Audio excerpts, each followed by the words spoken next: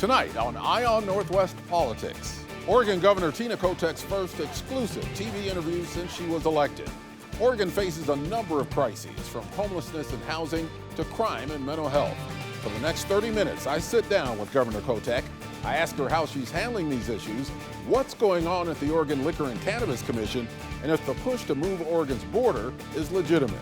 This is Ion Northwest Politics. My exclusive half-hour interview with Oregon Governor Tina Kotek starts now.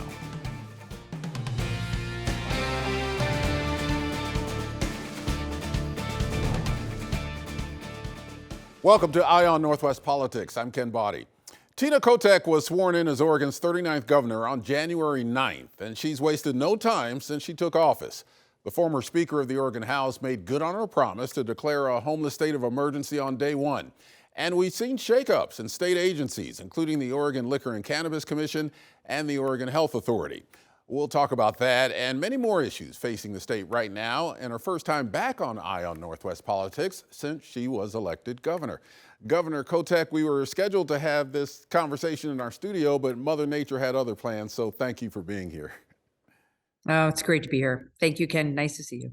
Let's talk about the snowstorm that we just went through. How did you make out, and were you satisfied with the ODOT response to the storm, especially in the Portland metro area? Well, it's obviously a once in a lifetime storm. I'm hearing, the most snow that we've seen in Portland in decades. And I think the timing caught many of us by surprise. Sometimes forecasters don't hit the mark. What I did see is I'm very worried about the folks who had been out on the road for hours. They were terrible stories. People I know who didn't get home because they were stuck on the highways for hours. It was a tough situation. I also heard that Oregonians stepped up. They dug people out of their cars. They made sure if, a child needed to be covered because childcare couldn't happen or they were stuck at childcare, everybody stepped up. My message right now is ODOT is on it. We are dealing with the issues of clearing highways. We had obviously a lot of abandoned vehicles. And unfortunately, weather is not getting better. So please, people should stay home. We got snow forecasted, more snow coming, and very cold weather. I'm particularly concerned about people who are living outside. So if people need warming shelters, or if you don't have heat in your own home because of a power outage, call 211. Folks can get each of those warming shelters, so people can be safe. Did you think the Oregon Department of Transportation got out ahead of this adequately? I think they would have if we'd had a better forecast. I mean, the reality is when the roads are wet, you can't put the de-icer down. And, we'll have plenty of time for figuring out if we could have done things differently. Right now, we're focused on making sure those roads are clear. There's a 24/7 apparatus set up. People are working really hard to clear those roads. And I'm particularly, the coast was hard hit as well, not just the Portland metro area, and a lot of outages, a lot of downed trees. So there is a regional focus. The state is on top of it, making sure that we can get things back to normal. But again, weather's not improving. So people need to stay safe and stay off the roads if they can. You proposed a $32 billion budget to prioritize homelessness, mental health services, and education. On homelessness, you proposed $770 million to build new affordable housing. What would that affordable housing look like? And is this making any headway in the legislative session so far? Well, I think we are making progress. As you noted in the intro, on my very first day in office, we issued that emergency order, not just the one about a statewide homelessness state of emergency, but ordering all agencies to focus on dealing with and providing solutions for homelessness, and starting a housing production council to talk about how we're going to build 36,000 more units every year for the next decade, so we can get ahead of this problem. We need more housing. So when my budget was released, there are significant investments, not only to address the immediate issues of our homeless neighbors, but also make sure we can get on a path for more construction. And it's not just going to be about the money. It's about changing how we do business, making sure that we can work together community to community to get more housing out there. I was just in Douglas County last week. We had a roundtable with community leaders around homelessness and housing. They are interlinked. And my job with the legislature is to help them put the resources out there, but also work collaboratively in local communities to get more housing, because that's what we're ultimately all going to see. Now, you have residents here in Portland. The homeless situation on the streets is untenable, as we know, especially for people who live and work downtown. What do you think of the Safe Rest Village concept and Mayor Wheeler's plans for sanctioned mega camps throughout the city? One of the biggest issues that we heard on the campaign trail that I hear every day is we want our streets to be safer and we want our neighbors to be housed. I have been in conversation with Mayor Wheeler as well as Multnomah County Chair Jessica Vega Peterson about local plans. With the homelessness emergency that I declared, we are providing an emergency management structure to all these communities with additional resources so we can facilitate how the dollars on the ground are being spent and getting better outcomes. I agree that there has to be a transition from living in a tent to being in an apartment, which means people are going to need to get stable. That's why I supported Project Turnkey when we were converting motels to shelters. It has been an incredibly successful program. Now, as it relates to the city of Portland's suggested shelters, look, if we can get people better services and get them safer so we can get them into housing, I will be supportive of that. I am still waiting to see those details because we can't invest money in things that are not going to work. That's not what people want. It's not about the money.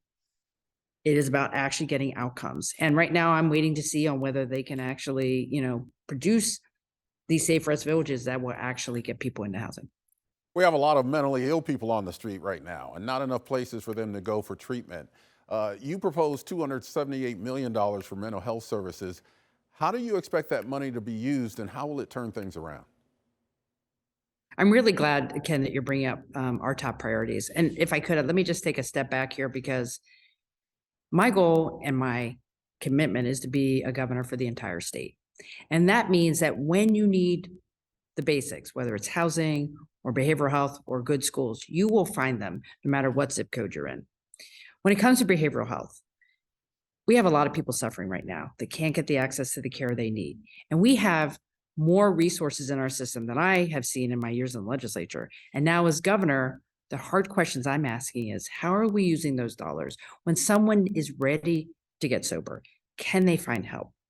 And again, I was in Roseburg last week talking to providers, and we have to focus on our workforce. We need people to actually serve individuals. So we're focused on that. We need more bed capacity when someone needs inpatient treatment. We are focused on that. So my budget asks are about breaking down the barriers to providing better care and making sure we can stop that pipeline from jail to the state hospital. We need to prevent, we need to serve, and we need to use our dollars better. And that budget ask is about doing that. What about staffing for the services that are being proposed, especially in the area of mental health? We've heard a lot about people not being able to hire the qualified people that they need in order to make these plans work. So what's your thoughts on that? If every conversation I've been having on all of our top priorities, it's about workforce.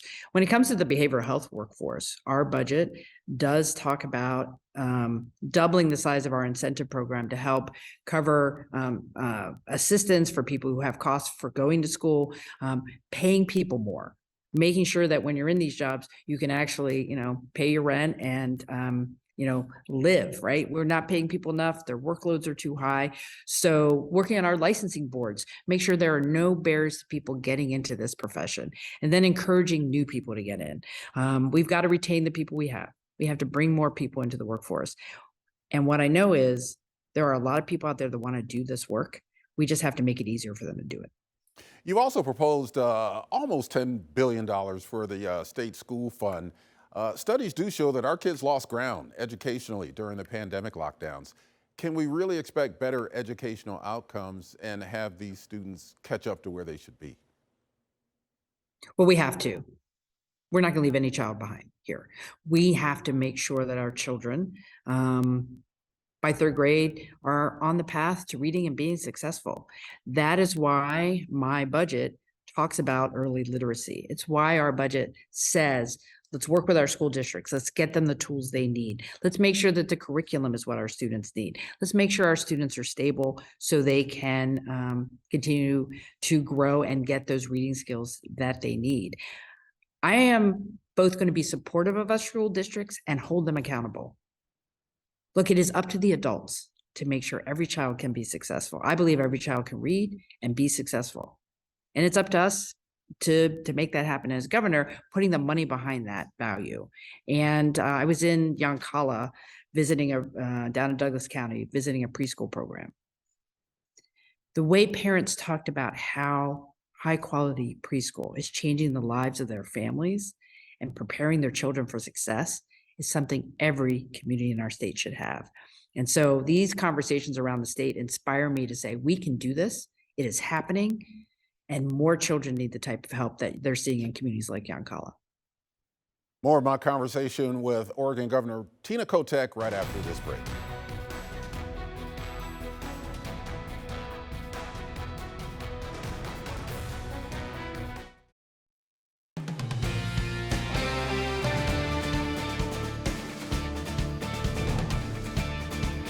Welcome back to Eye on Northwest Politics and my conversation with Oregon Governor Tina Kotek. Two top leaders at the Oregon Liquor and Cannabis Commission, including Executive Director Steve Marks and Commission Chair Paul Rosenbaum, have resigned. You appointed Craig Prinz, who has a law enforcement background, to replace Marks, and then you call for an investigation by the Attorney General into the OLCC. What is going on at the OLCC, and why is this such a big deal for you? Well, it's certainly been an interesting first 45 days, Ken. And I had already started reviewing agencies and had asked for the director of OLCC, Steve Marks, to step down. And then I learned about the investigation. And I'll be very honest, I was livid. It is not acceptable for people to use their positions of power to get special deals. And we acted right away. I said, we need to have a change in leadership. I asked for his resignation more immediately. I asked the chair to step down. People have to have confidence in the OLCC and what their job is. Their job is to make sure we have a fair system for access to these products. And we have a new director, an interim director, in Craig Prinz, who I have complete confidence in. We have a new chair at the commission. My message is, this is unacceptable. People have to have the highest integrity when they do their work and work for the state of Oregon. And I look forward to seeing what the Attorney General, it is appropriate for her to do a further investigation because outside the investigation that was done internally, we need more information. But right now we're focused on keeping that agency on track and providing the services they need to provide. Now, this generated from the top OLC officials apparently directing high-end bourbon to themselves. Pappy Van Winkle, which is very expensive and popular, well sought after, is one of the brands. When I first saw this, I was thinking, okay, well, maybe that's not the right thing to do. If I'm the head of the OLCC, maybe I should have access to these. But is there something more than this? Is it something more that deserves more than maybe a slap on the wrist and say, hey, don't do that anymore? Well, I think so, and I think a lot of Oregonians think so. So first of all, I didn't know what Pappy Van Winkle was before this whole thing broke. Now I do. Think about it. For our liquor stores, our providers who sell in the community, and for people who want access to this high-end bourbon, they can only get it through the system here in Oregon. They had to do a lottery for people to get access to this. When people have special privileges and say, and we're going to keep a little stash for ourselves, that's just wrong. That is not what we should be doing. And that's not how we should be as state employees. There are a lot of great workers at OLCC. And I'm so incredibly disappointed in the leadership of the OLCC that they thought this was okay. It's not okay. That has to change. That practice is over. And we have new leadership there. Let's talk about the Oregon Health Authority. Oregon Health Authority Director Patrick Allen resigned the day you were sworn in. Were you dissatisfied with the state's COVID response? Is that where this came from? I think folks at the Oregon Health Authority, including Director Allen, stepped up in ways that none of us could have anticipated in the pandemic. And we have a lot of people alive today because of the work that was done by the Oregon Health Authority during the pandemic. And that agency has more than the pandemic to focus on. And my biggest concern was we were not making enough progress on mental health and addiction. I was not satisfied with the leadership there, not only with Pat Allen, but also Steve Allen. Both of them have moved on. I have a new director, interim director, in James Schroeder. I think he's doing a significantly focused job. And we have a new behavioral health director coming on board. I want to make sure no matter where you live in the state, you have access to the care you need. And we needed a change in leadership to make sure that was happening on the behavioral health side. Another big issue in this year's legislative session, tolling on Interstate 205, and tolling that will likely be an element in financing a new interstate bridge. Should Oregonians just accept the fact that we're going to be paying to drive on the freeway in the future? Well, I think most folks who've lived in Portland a long time know that last time we had when the bridge that we have now across the Columbia, the I-5 bridge, that was tolled at some time to create that bridge. I'm going to always be honest with Oregonians. We have to figure out how to pay to maintain and modernize our system of bridges and roads. And the plan right now to pay for the improvements on the Abernathy Bridge on I-205 and to pay for a new I-5 bridge is planned on tolling. Now, I'm open to other ideas, but I think we should be honest. If we need those types of infrastructure, we're going to get as much money as we can from the federal government, and we have to have a conversation about how to pay for it locally. My goal is to make sure whatever we do, it does not unfairly burden our lowest income Oregonians who need to be on those roads. We have to figure out how to modernize and maintain our infrastructure. What about the impact on neighborhoods? I know that Oregon City and West Linn are concerned about how tolling might drive traffic into their neighborhoods and create other problems. I think it's a valid concern. Diversion will happen, and I will be focused on making sure that ODOT has a plan that reduces that diversion if tolling does go into place. That happens in places that have tolling, and we have to make sure it minimized so those local access roads are not impacted as greatly as they could be if it's done badly. The Idaho House of Representatives recently agreed to talk with Oregon officials about the Greater Idaho concept that would give most of Eastern Oregon to Idaho. What do you think about Greater Idaho and this movement, this push? I think there are a lot of Oregonians who are frustrated and don't feel heard. That, I think, is what that movement is about. I will be a governor for the whole state. I will be visiting all counties in my first year. I want to hear the concerns. Let's work through it. I had a brief conversation with the governor of Idaho, who I met for the first time a couple weeks ago. Look, I want us to be partners across the border. We have things that we have to solve together. And I'm hoping through dialogue and conversation, we can address frustrations and concerns and move forward as one state. But there is an urban-rural divide, which this Greater Idaho movement is pointing out, correct? I think it's fair to say that people feel left behind. And people feel that in our urban areas, our suburban areas, and our rural areas. I think the pandemic has really laid bare that people don't have what they need. They feel that people aren't listening. And when I'm in community, I talk to people really honestly. It's like, what do you need to see? We want to be heard. We want to be considered. We want to be part of the solutions. And I am all in for that. I want to reset this relationship with rural Oregonians so they feel heard, that they are part of the decision making, and making sure that their communities can be successful. It's not just about Portland. It's about the entire state being successful. My final question for Governor Tina Kotek right after this break.